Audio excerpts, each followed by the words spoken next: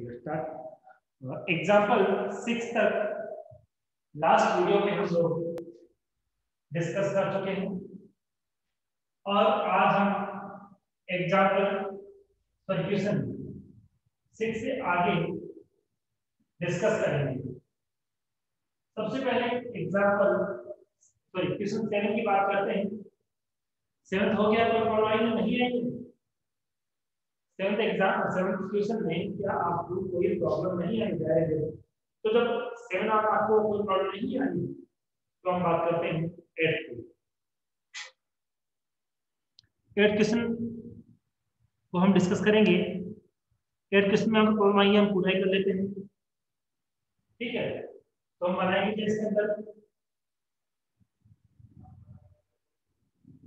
Trading and profit and loss account. क्या बनाएंगे हम लोग? Trading and profit and loss account for the year ending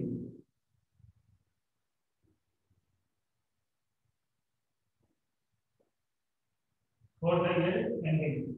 और यहाँ पे जो ईयर एंडिंग है, जो डेट हमें गिवन है 31 मार्च 2005, 31 मार्च 2005। पर्टिकुलर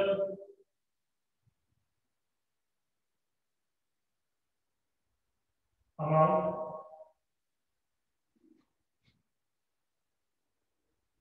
पर्टिकुलर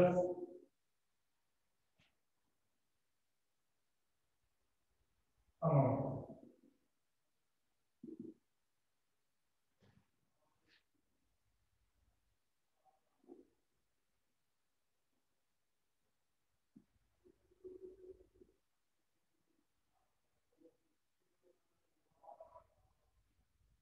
इधर का पोर्शन डेबिट साइड,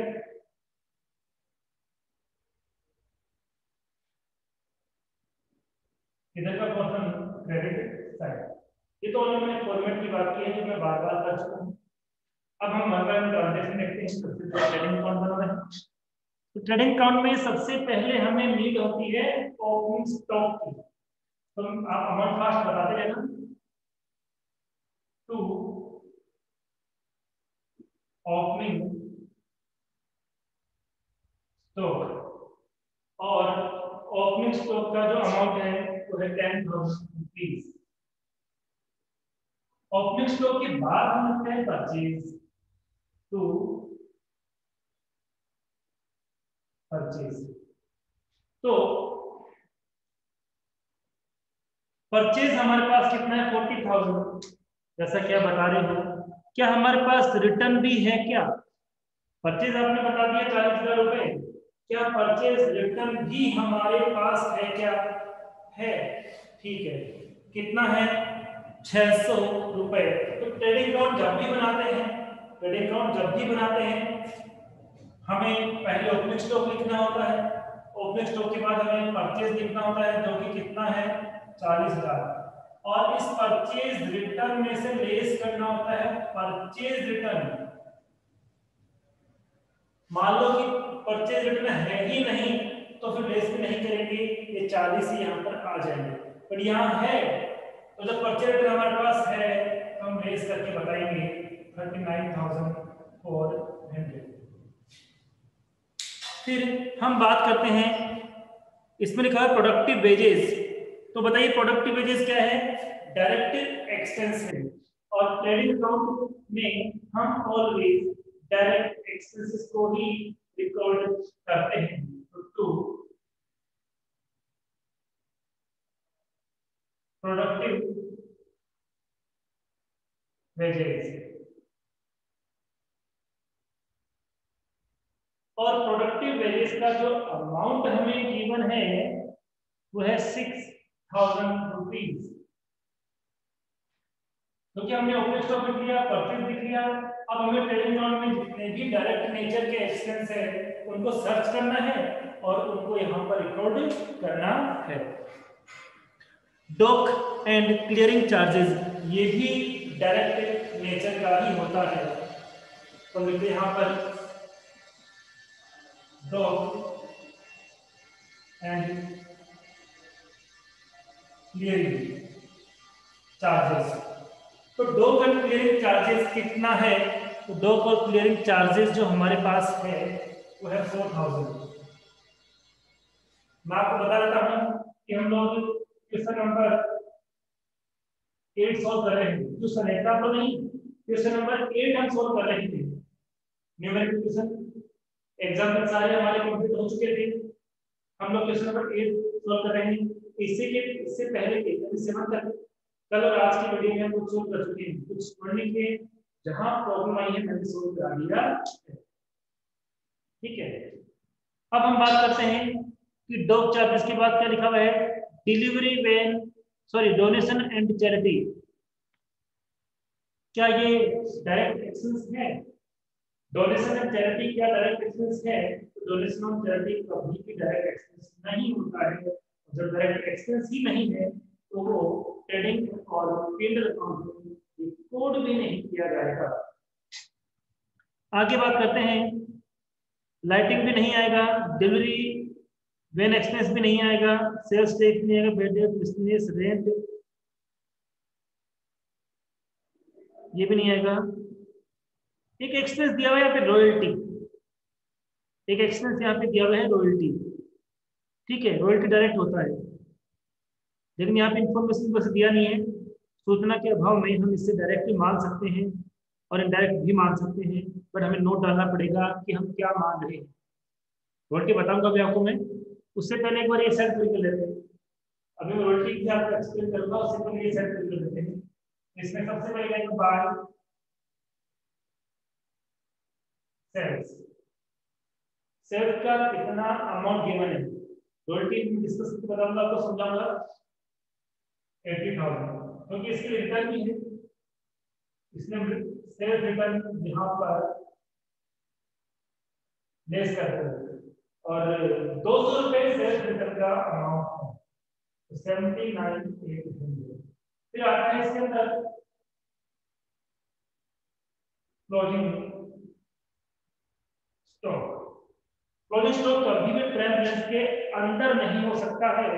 जहां ट्रायल बैलेंस फिनिश हो जाता है उसके नीचे आपको ये ऑलवेज नजर आएगा। और इस क्वेश्चन में इसका अमाउंट दिया हुआ है हमारे में है 2000 रुपीज। नहीं पता लेना, जहां पे ट्रायल बैलेंस खत्म हो रहा है वहां उसके नीचे जस्ट नीचे लिखा हुआ है क्लोजिंग स्टॉक। आप अपनी बुक में इसको रिकॉर्ड कर लो, जिनकी बुक में भी नहीं है लिख देना, जिनकी बुक में भी नहीं है लिख देना। क्या आपने नोट कर लिया इसको? हाँ, तो फिर डिस्प्यूट है। मेरे पास जो बुक है उसमें क्लोजिंग स्टॉक गिवन है। मैं अभी आपको इसका स्क्रीनशॉट लेके सेंड करता हूँ।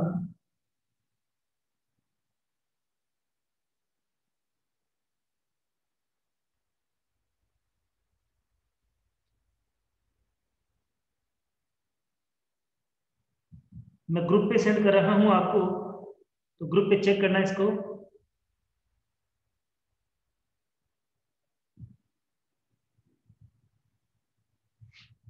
हाँ, मैंने सेंड कर दिया है, आप ग्रुप में एक बार चेक करिए।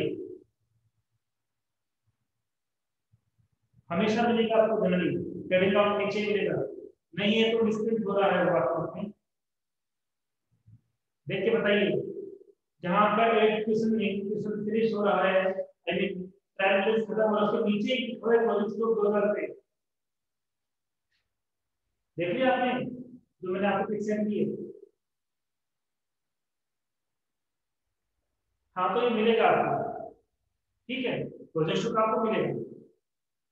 तो 2000 रुपये आंसर। हाँ, इसी वजह से हो सकता है कि आपका आंसर भी मैच नहीं हुआ होगा, इसी वजह से आपका आंसर भी मैच नहीं हुआ होगा। हाँ, कोई बात नहीं, एक बार तो इसका टोटल कितना हो गया, इसका दिख ही रहा है हमको 81,800। इसका टोटल बताओ कितना है, इसका टोटल बताओ कितना है, जल्दी से बताइए टोटल करके। इनका सबका टोटल करके मुझे जल्दी से बताइए कितना आएगा।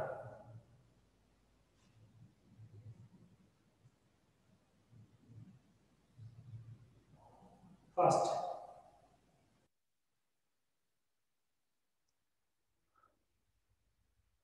फोर्टी नाइन 59,400 मेरे अकॉर्डिंग 59,400 आ रहा है, क्या आपका भी आ रहा है? तो डिफरेंस बताओ कितना आ रहा है?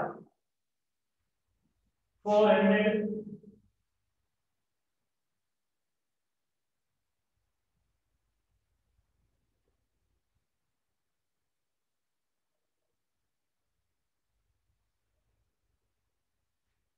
22,400 आ रहा है। चेक कर लीजिए एक बार।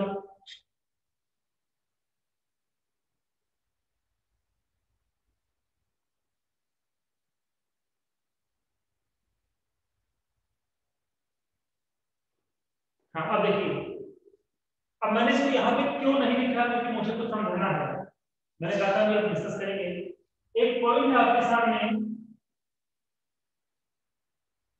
रॉयल्टी। पहले इसको एक्सप्लेन करेंगे, रॉयल्टी होता क्या है। क्या किसी को पता है कि रॉयल्टी क्या होता है? क्या you know about royalty? What is the royalty? What do you mean by royalty? तो देखिए क्या होता है, किसी भी चीज को हम खरीदना चाहते हैं, यूज करना चाहते हैं, बेचना चाहते हैं, लेकिन उसके लिए हमें कुछ चीजें ऐसी होती हैं, सब नहीं होती, कुछ चीजें ऐसी होती है जिनको खरीदने के लिए पहले हमें एक फीस देनी पड़ती है, जिसको कहते हैं रॉयल्टी। हिंदी में कहते हैं इसको अधिकार शुल्क। हिंदी में क्या बोलते हैं इसको? अधिकार शुल्क। कि मैं बेच नहीं सकता, मुझे अधिकार नहीं है, मैं खरीद नहीं सकता क्योंकि मुझे अधिकार नहीं है। तो आप जब खरीद नहीं सकते तो बेचो कहां से? तो खरीदने के लिए पहले आपको गवर्नमेंट से या जिस भी इंसान से आप खरीद रहे हो उसे खरीदने का अधिकार लेना पड़ेगा। क्या लेना पड़ेगा? खरीदने का अधिकार लेना पड़ेगा। और खरीदने के अधिकार को लेने के लिए कुछ अमाउंट हमें उसको पे करना होगा। उससे ही हम क्या कहते हैं? रॉयल्टी कहते हैं। क्या अब आपके पास समझ में आ रही है रॉयल्टी क्या होता है? अधिकार शुल्क है, किसी चीज को हमें खरीदना है तो अभी खरीदने का अधिकार नहीं है, तो पहले हमें अधिकार लेना पड़ेगा। अधिकार मिलेगा तभी हम खरीद सकते हैं। तो हमें गुड्स को खरीदने के लिए ये कुछ नहीं बोला जाता है ना, कुछ भी नहीं कहा जाता है कि रॉयल्टी बेचने के लिए दे रहे हैं या खरीदने के लिए दे रहे हैं। तो क्या मानोगे कि ये खरीदने के लिए रॉयल्टी दे रहे हैं? किसके लिए दे रहे हैं? खरीदने के लिए रॉयल्टी दे रहे हैं। जब भी कोई इंफॉर्मेशन नहीं आती है तो हमें ये मानना होता है कि हम जो रॉयल्टी दे रहे हैं वो गुड्स को खरीदने के लिए दे रहे हैं। और खरीदने के लिए दे रहे हैं तो एक्सपेंस कौन सा होगा? डायरेक्ट होगा या इनडायरेक्ट होगा? खरीदने के लिए हम रॉयल्टी दे रहे हैं, अधिकार शुल्क दे रहे हैं, तो कौन सा एक्सपेंस होगा? डायरेक्ट होगा। और डायरेक्ट होगा तो कहां लिखा जाएगा? यहां पे लिखा जाएगा। अमाउंट कितना है इसका? बता रहा हूं एक बार, अमाउंट कितना है? 4,000। तो हमने 22,400 तो पहले निकाल लिए थे, लेकिन उसी 400 कम नहीं किए थे। अब कम कर दो तो 2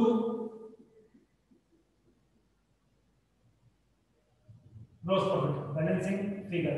इसका मतलब ये क्या है?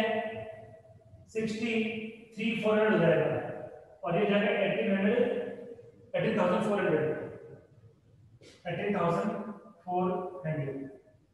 Transferred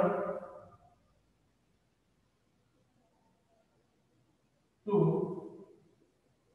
creator account. टोटल है 81,800।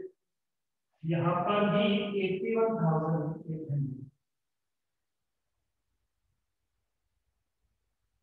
क्या आपके यहाँ तक समझ में आ गया है? क्या आपके यहाँ तक प्रॉपरली समझ में आ गया है? सभी रिप्लाई करना। क्लास रेगुलर लेना, जो रेगुलर लेगा उसकी हमेशा समझ में आएगी। और मान लो कोई रेगुलर नहीं ले पा रहा हो, स्टार्टिंग से सारे वीडियो चेक करना, हर एक बात समझ में आ जाएगी। वीडियो में पार्ट होते हैं, part first, part second, part third, सारे सीक्वेंस में सबको समझ में आ जाएगा। अब हमें क्या करना है? एडिंग काउंट तो कंप्लीट हो गया। नीचे का portion profit and loss account होता है, इसलिए बनाएंगे प्रॉफिट लॉस अकाउंट। और उसके लिए पहले इस जीपी को यहाँ ट्रांसफर करेंगे। तो बाय ग्रॉस प्रॉफिट यानी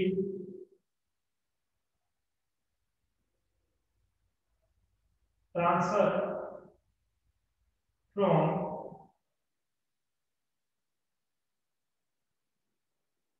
ट्रेडिंग अकाउंट अमाउंट आएगा 18,400। हाँ, एक इंपॉर्टेंट चीज मैंने पूछा नहीं, पहले पूछना चाहिए था। हैंडराइटिंग तो समझ में आ रही है, तो लिखा तो समझ में आ रहा है, नहीं ये समझ में आ रहा है, तो लिखा हुआ ही समझ में नहीं आएगा तो फिर बाकी चीज में समझ पाओगे। हैंडराइटिंग समझ में आ रही है सबको? तो लिखा आती, जो लिखा है वो तो समझ में आ रहा है ना? ठीक है, तो देखिए आगे अब बात करते हैं किसकी, पीएनएल अकाउंट की। ग्रॉस प्रॉफिट ट्रांसफर कर दिया है। अब हमें पता है, हम जानते हैं वी नो वेरी वेल कि प्रॉफिट एंड लॉस अकाउंट में ऑलवेज इनडायरेक्ट एक्सपेंसेस और इनडायरेक्ट इनकम को हम रिपोर्ट करते हैं। तो डायरेक्ट ऊपर आ गए हैं, इनके अलावा जो इनडायरेक्ट एक्सपेंस है, इनडायरेक्ट इनकम है, यहाँ पे आएगी। देखते हैं वन बाय वन। तो हमने ओपनिंग स्टॉक लिख दिया था, परचेज और सेल आ गया था, रिटर्न्स आ गई, प्रोडक्टिव वेजेस भी लिख चुके हैं और डॉक एंड क्लियरिंग चार्जेस भी रिकॉर्ड कर चुके हैं। डोनेशन डोनेशन एंड चैरिटी ये इनडायरेक्ट एक्सपेंस है, तो यहां लिखेंगे टू डोनेशन एंड चैरिटी। और इसका अमाउंट कितना है, डोनेशन एंड चैरिटी का जो अमाउंट है वो कितना है? तो हमारे बुक में डोनेशन एंड चैरिटी का जो अमाउंट गिवन है वो कितना है, 600 रुपए। ठीक है, डोनेशन एंड चैरिटी के बाद इसमें लिखा हुआ है delivery van expenses. Delivery van माल को बेचने के लिए जो वैन होती है उसको कहते हैं, माल को बेचने के लिए जो वैन होती है उसको डिलीवरी वैन एक्सपेंस कहते हैं। तो ये एक्सपेंसेस डायरेक्ट होंगे या डायरेक्ट? डायरेक्ट होते हैं तो ऊपर लिख चुके होते हैं, क्योंकि बेचने के पर्पज से कोई भी एक्सपेंस करेंगे वो हमेशा इनडायरेक्ट ही होगा, इसलिए हम इसे प्रॉफिट एंड लॉस अकाउंट में ही लिखेंगे। बात समझ में आ गई ना? To delivery expenses, delivery van expenses, delivery van expenses. और डिलीवरी वैन एक्सपेंस का अमाउंट 6,000 रुपए है। फिर कौन सा एक्सपेंस है जो इनडायरेक्ट है, इस बार आप बताओगे? फिर कौन सा एक्सपेंस जो इनडायरेक्ट है? डिलीवरी वैन की बात क्या लिखा हुआ है? लाइटिंग, वेरी गुड, लाइटिंग भी इनडायरेक्ट है। तो लाइटिंग अमाउंट बता दीजिए जल्दी से, लाइटिंग का अमाउंट कितना है? 500 रुपीज। ठीक है, इसके बाद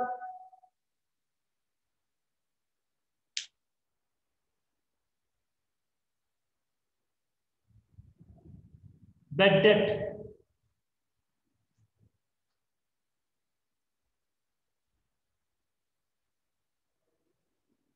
इसके बाद क्या है? Bad debt. बैड डेट का अमाउंट कितना है?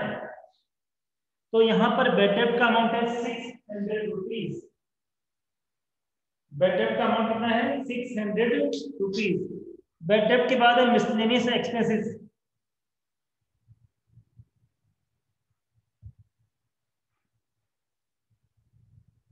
सॉरी, मिसलेनियस इनकम है।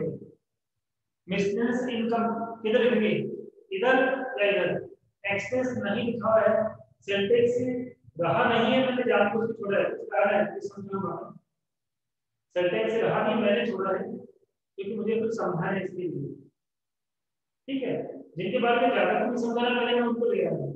ओके, सेंटेंस को छोड़ा नहीं है, मुझे कुछ समझाना है इसलिए मैं छोड़ दिया। जैसे ऊपर में लोल्टी के ऊपर छोड़ा था, समझाने के बाद मैंने समझा देखा वैसे। हाँ, तो मैं कह रहा था मिसलेनियस इनकम किस तरफ आएगी, इनकम लिखा है ना, यहाँ पे आएगी इनकम इस तरफ आएगी।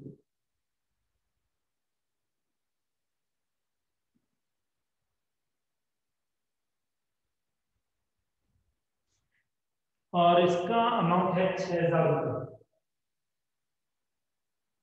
इसका अमाउंट कितना है, 6,000 रुपए है। मिसलेनियस इनकम के बाद इसमें लिखा रेंट फ्रॉम टेनेंट्स। क्या जानते हैं क्या होता है रेंट फ्रॉम टेनेंट? टेनेंट कौन होता है, जानते हैं क्या टेनेंट कौन होता है? हाँ, हम अपना मकान किसी को किराए पे देते हैं। हम अपना मकान किसी को किराया देते हैं, तो जो किराएदार होता है ना, उसके किराएदार को हम बोलते हैं टेनेंट। क्या बोलते हैं किराएदार को? टेनेंट कहते हैं। इनकम तो हुई ना, इधर ही आएगा बाय। देखिए ट्रेडिंग अकाउंट में तो सेल्स की इनकम आती है, सेल्स के अलावा कोई भी इनकम आएगी तो कहाँ पे आएगी, प्रॉफिट एंड लॉस अकाउंट में आएगी। ठीक है, इस बात का आप हमेशा ध्यान रखना, इस बात का आप हमेशा ध्यान रखना। रेंट फ्रॉम टेनेंट, ठीक है। और अमाउंट बताना कितना है, रेंट फ्रॉम टेनेंट का अमाउंट कितना है बताना, 2,000 रुपये। कितना है, 2,000 रुपये है। इसके बाद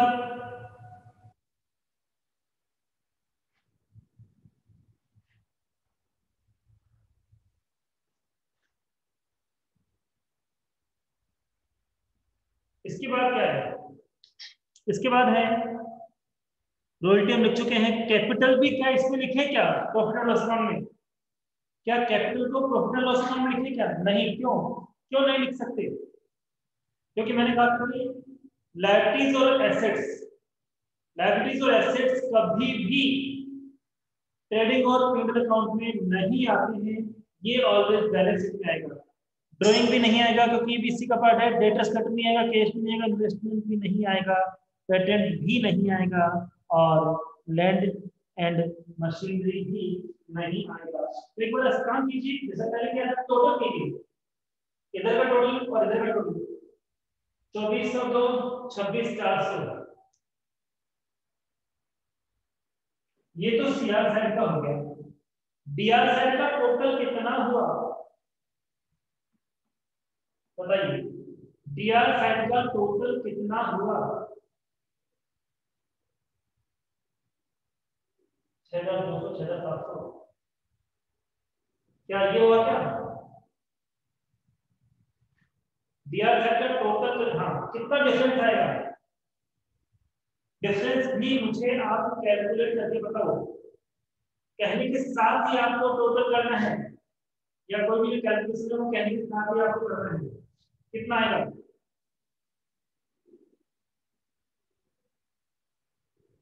19,700। कितना आएगा? 19,700।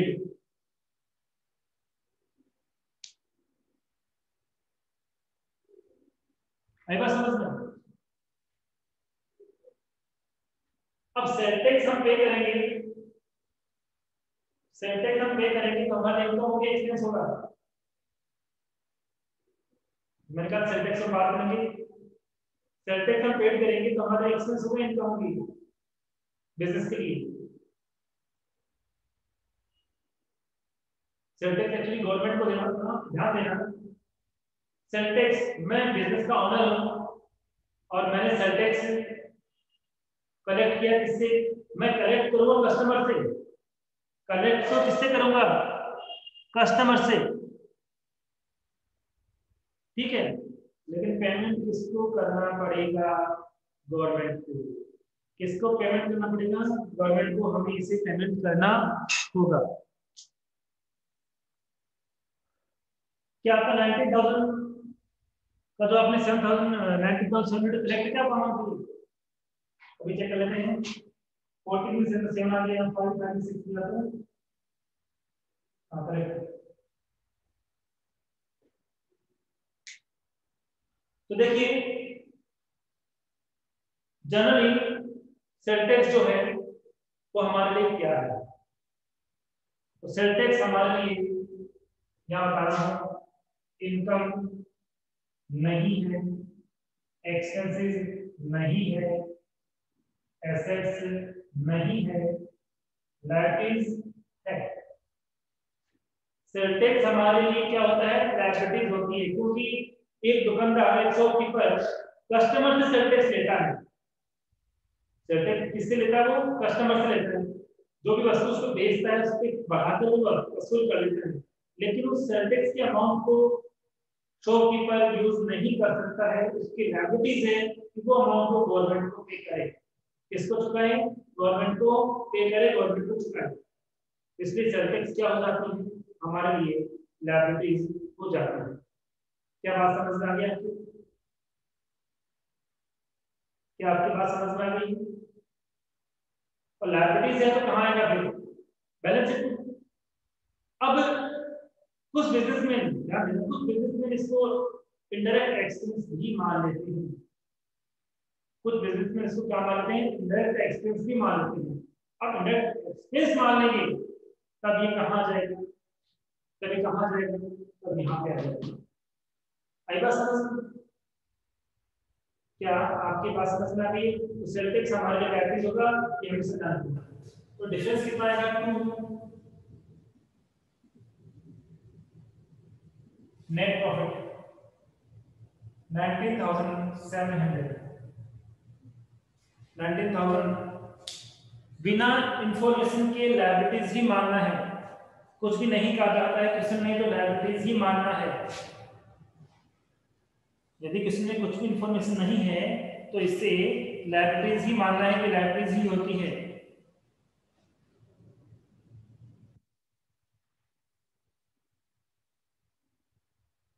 आगे बात समझ में?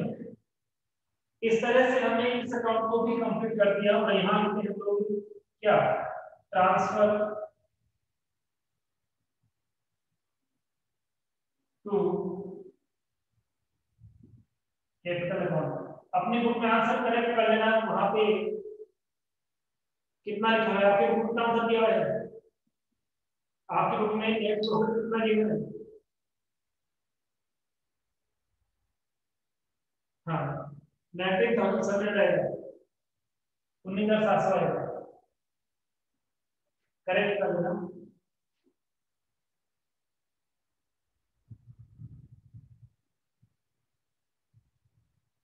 क्योंकि मेरे ख्याल से हमें कोई एक्सपेंस कोई इनकम छोड़ी नहीं है, हमने सारे ट्रांजैक्शन रिकॉर्ड कर लिए हैं।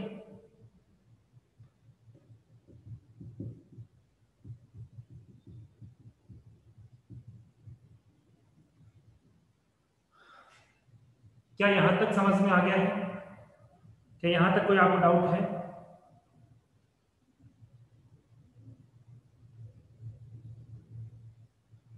क्या यहां तक आपको कोई डाउट है? ठीक है, तो हम बैलेंस शीट बना लेते हैं। अब हम बनाते हैं बैलेंस शीट। तो बैलेंस शीट बनाने के लिए मैं ये वाले साइड को यहाँ से हटा रहा हूँ, क्योंकि मैं यहीं पे आपको बैलेंस शीट भी बताऊंगा।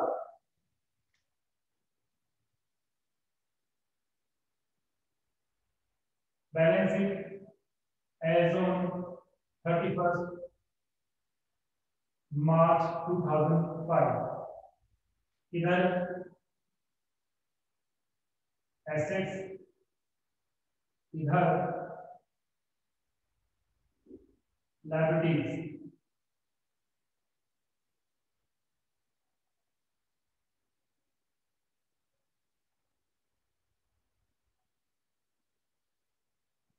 ठीक है, फॉर्मूला बना दिया है। बाकी काम करते हैं, ओनली एसेट्स लायबिलिटीज देनी है, बाकी कुछ भी नहीं लेना है। तो वन बाय वन हम चेक करते हैं कि हमारे पास एसेट्स कौन कौन सी है और हमारे पास लायबिलिटीज कौन कौन सी है। तो देखिए, सबसे पहले हम बात करें स्टॉक सॉरी एसेट्स की। तो हमारे पास इंफॉर्मेशन सबसे पहले कैपिटल आ रही है, तो कोई बात नहीं, कैपिटल लिख लेते हैं। और कैपिटल किधर आएगा, इधर लिखना है। कैपिटल हमेशा लायबिलिटीज होती है, और कैपिटल का जो अमाउंट हमें गिवन है वो है 40,000 रुपीज। अंदर लिखते हैं इसको, क्योंकि इसमें एड टू करते हैं नेट प्रॉफिट, और नेट प्रॉफिट यहां से आता है, कहां से आता है, यहां से 19,700 फिगर 59,700, और इसमें लेस करते हैं हमेशा ड्राइंग्स। क्या लेस करते हैं, लेस करते हैं ऑलवेज ड्राइंग्स।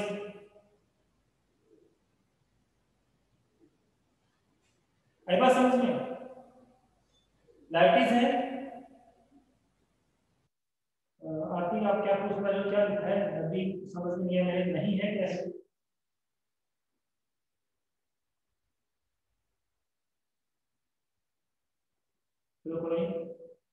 तो ड्राइंग्स को हमेशा लेस करते हैं, और ड्राइंग का जो अमाउंट हमें यहाँ गिवन है वो 2,000 रुपए है, तो इसको यहाँ लेस कर देते हैं। ये आगे 57,700, हमें ओनली एसेट्स और लायबिलिटीज लेनी है, उसके अलावा कुछ भी नहीं लेना है, क्योंकि बैलेंस शीट में एसेट्स और लायबिलिटीज ही रिकॉर्ड की जाती है। कैपिटल के बाद ड्राइंग हो गया डेटर्स। डेटर एसेट्स होता है, हम क्या करेंगे, इधर एक बार मैं नाम लिखता हूँ, क्रेडिट किधर आएगा, इधर आएगा, क्रेडिट किधर आएगा, तो क्रेडिटर का अमाउंट तो कौन सा होगा, डेटर कौन सा होगा बताइए। डेटर एसेट्स होता है, इसमें डीआर में मिलेगा, क्रेडिटर लायबिलिटीज होता है, इसमें सीआर वाला अमाउंट इसका होगा। तो यहाँ पर डेटर का जो अमाउंट होगा वो होगा 60,000, और इसका अमाउंट होगा 7,000। कितना होगा, 7,000।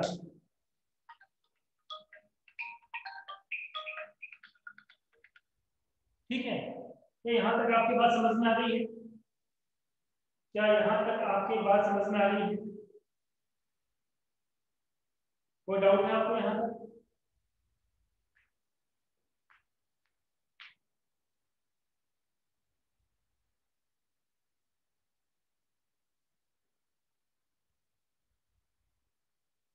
चलो ठीक है, आगे देखिए फिर। कैश, डेट ऑफ पेमेंट देना, कैश कितना हमारे पास, कैश कितना है हमारे पास, तो कैश का जो अमाउंट हमारे पास है, कैश एसेट्स होता है 3,000 रुपए है। अभी कैश एसेट्स होता है तो एसेट्स लिखेंगे इसको, एक बार मैं लिखता हूँ फिर बाद में समझाऊंगा आपको कैसे करना हो सर। अब देखिए कैश के बाद है इन्वेस्टमेंट। इन्वेस्टमेंट भी क्या होती है, एसेट्स होती है। इन्वेस्टमेंट क्या होती है, एसेट्स होती है। इन्वेस्टमेंट क्या होती है, एसेट्स होती है। और इन्वेस्टमेंट का अमाउंट हमारे पास कितना है, इन्वेस्टमेंट का अमाउंट है हमारे पास 6,000 रुपए, इसको भी हम लिखेंगे। तो इससे बता देता हूँ बैलेंस शीट में केवल एसेट्स और लायबिलिटीज आती है। इनकम एक्सपेंस कहाँ लगाते हैं, ट्रेडिंग और पेंडल में, डायरेक्ट ट्रेडिंग में और इनडायरेक्ट पेंडल में। पेटेंट भी एसेट्स होता है, और पेटेंट का जो अमाउंट हमारे पास है वह 4,000। उसके बाद लैंड एंड मशीनरी,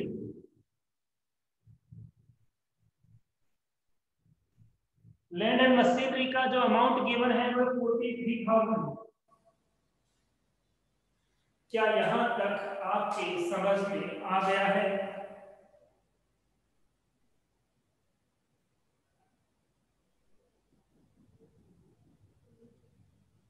क्या यहां तक आपके समझ में आ गया है? क्या हमने सारी एसेट्स रिकॉर्ड कर दी है? क्या हमने सारी एसेट्स रिकॉर्ड कर दी है या कुछ रह रही है अभी? नहीं, एक रह रही है, मैंने कभी बताया था, क्लोजिंग स्टॉक। क्लोजिंग स्टॉक भी क्या होती है, एसेट्स होती है। वो ट्रायल बैलेंस में तो नहीं होती है पर नीचे होती है, वहां से लेना पड़ता है उसको। तो क्लोजिंग स्टॉक भी हमें यहाँ पे लिखना होगा। ये हमें ट्रायल बैलेंस में नहीं मिलता है, ट्रायल बैलेंस के नीचे मिलता है, और इसका अमाउंट कितना है, 2,000 रुपीज। अब एक बार मुझे टोटल करके बताइए कि एसेट्स साइड का टोटल कितना आ रहा है, और लायबिलिटीज का भी करके बताइए।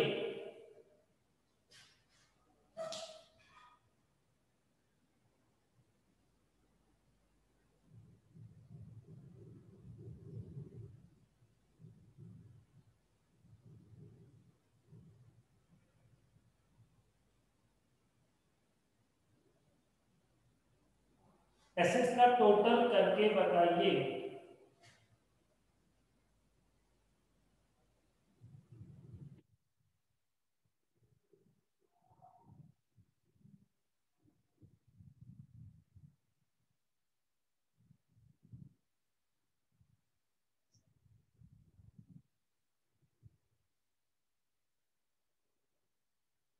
हाँ, एक तो मिस्टेक की एक साइड लेना,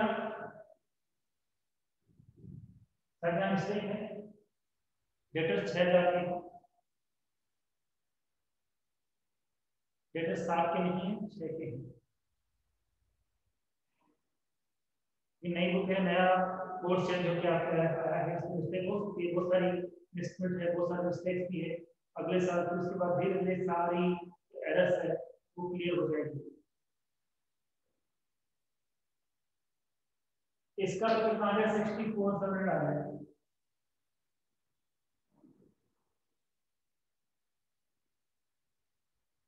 एसेट्स का बताइए।